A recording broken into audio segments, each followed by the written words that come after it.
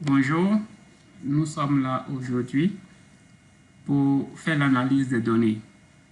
Aujourd'hui, nous allons faire l'analyse des données avec le module visualiseur d'événements.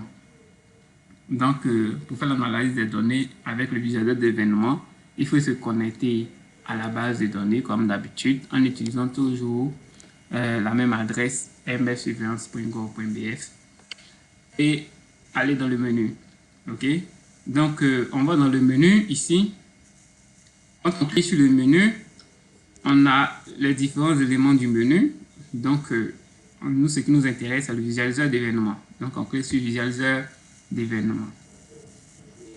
Le visualiseur d'événements se présente comme suit. Nous avons en haut les différents types de graphiques possibles. Donc, comme vous le voyez, le visualiseur d'événements permet d'avoir de faire des graphiques, des courbes. Donc, là, nous avons des différents types de graphiques. Ici, c'est vraiment des diagrammes. Nous avons des diagrammes ici, nous avons ici des courbes, nous avons ici d'autres types de graphiques pour présenter les données. Alors, pour l'analyse des données, il faut être d'abord dans le programme. Le programme qui contient les informations que nous voulons analyser. Donc, comme vous avez vu, ici, il y a la barre de la zone de gauche qui est la zone dédiée à la sélection des différents éléments à afficher. Ici, nous avons les options, certaines options. Et ici, nous avons la zone de présentation des données. OK? Donc, on va d'abord choisir notre programme. Et notre programme que nous allons choisir, c'est le programme de notification des cas de coronavirus.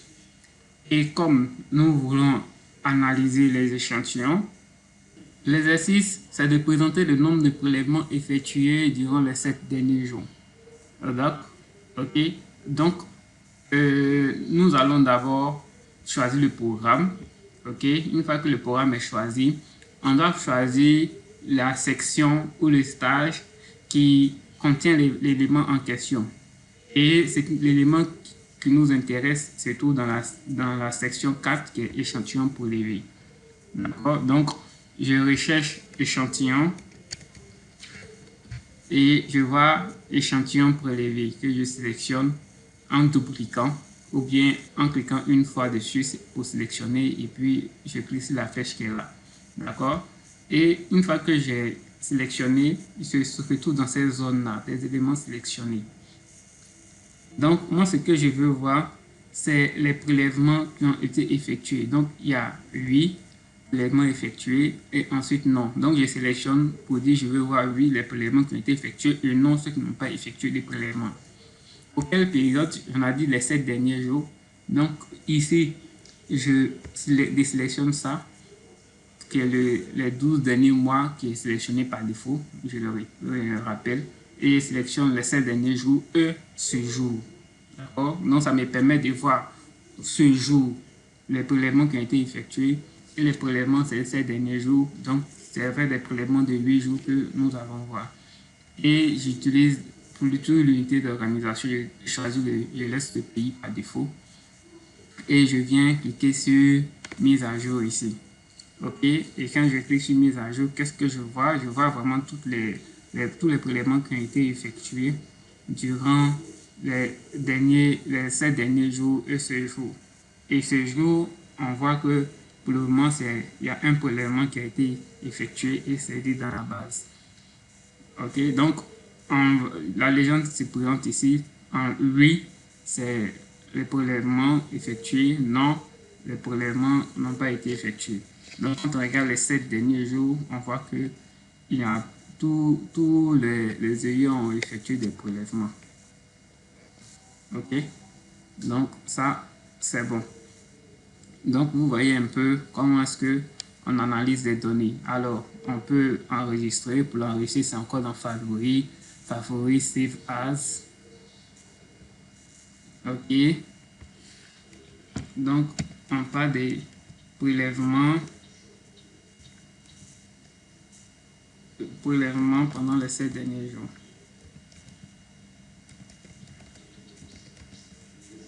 Les 7 derniers jours.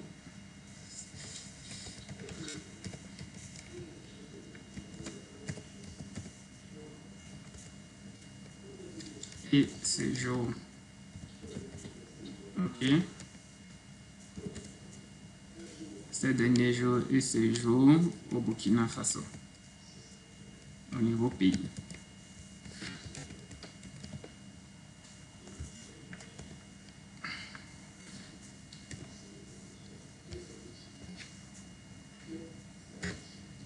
OK, donc on finit, on fait save.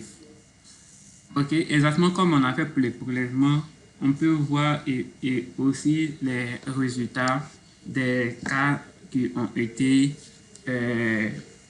notifiés. On peut voir aussi les résultats pour les cas qui ont été prélevés. OK, donc pour voir les résultats pour les cas qui ont été prélevés, on vient toujours ici. On choisit encore les stages où se trouve l'information et l'information se trouve dans la section 6, classification des PSP, et l'élément sur lequel nous allons travailler, c'est la classification finale. OK? Donc ici, cette fois-ci, j'ai les différentes options qui sont là, qui sont les cas confirmés, cas négatifs, cas probables, cas suspects. Donc je les laisse par défaut. La période, c'est toujours les 7 derniers jours de ce jour. Et puis, il y a encore le Burkina Faso. D'accord? Donc, je fais update. Quand je fais update, qu'est-ce qu'on voit? On voit les différents cas. OK? Donc, en vert, c'est des cas suspects. Ils sont restés suspects. En bleu, c'est des cas probables. En rouge, c'est des cas confirmés. En orange, c'est des cas négatifs. Et puis, en gris, c'est des NA. Des NA juste pour dire que le champ n'a pas été renseigné. OK? Soit c'est l'analyse est en cours, donc on attend le résultat des analyses, soit le cas n'a pas besoin d'avoir vraiment une confirmation en positif, en suspect et autres. Donc c'est les NA. Donc si dans ce cas-là, le NA ne nous intéresse pas et que nous ne voulons pas de NA, qu'est-ce qu'on fait? On revient dans Data, OK? Au niveau de l'élément classification finale, on choisit tous nos éléments que nous voulons voir. OK? Donc, tous les cas. Et quand je fais update, j'ai exactement ces cas. Si je veux seulement voir les cas confirmés, OK? Si c'est les cas confirmés seulement qui m'intéressent, à ce niveau-là, quand je viens, je désélectionne tous les autres. Pour les désélectionner, c'est juste clic dessus. Et comme vous voyez, c'est le cas confirmé seulement qui est sélectionné et je fais update. Et là, qu'est-ce que je vois? Je n'ai que les cas confirmés. Donc, je me rends compte que aujourd'hui, il y a encore de cas qui ont été confirmés. Non, les différents cas confirmés par jour pendant les 7 derniers jours sont présents ici, à ce niveau. OK? Donc, je peux l'enregistrer. Pour l'enregistrer, c'est toujours dans Favoris, Favoris, Save As. Donc, je vais voir les cas confirmés. Donc, je mets les cas confirmés.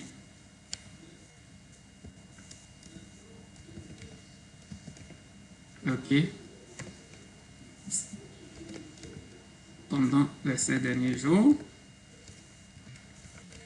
au Burkina Faso, qui fait Save. OK. Mais ici, nous pouvons vraiment revoir certaines parties. Donc, ici, on a l'option. Dans les options, on peut mettre certains éléments. C'est qu'on peut mettre, par exemple, peut-être donner un titre au graphique. Je vais réduire la taille pour pouvoir voir certains éléments qui sont en bas. Je peux donner un titre au graphique, peut-être. Je peux donner un sous-titre. Donc, ici, le titre que je peux donner, c'est évolution des cas confirmés. Évolution des cas confirmés.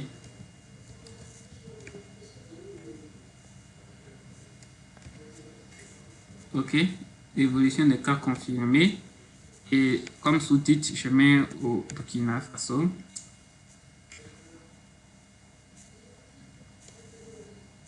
Non, je mets 7 derniers jours. Oui. je viens Burkina Faso. Ok,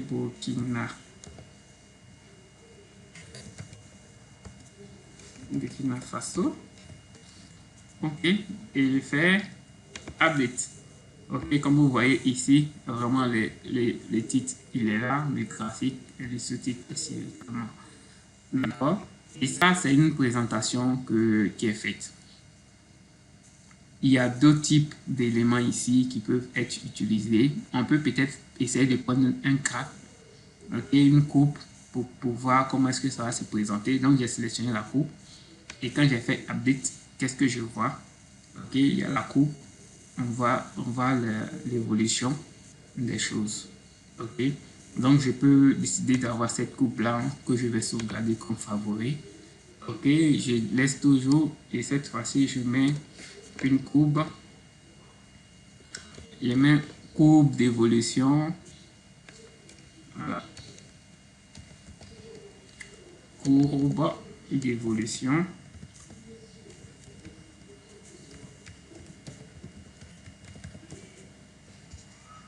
Des cas confirmés.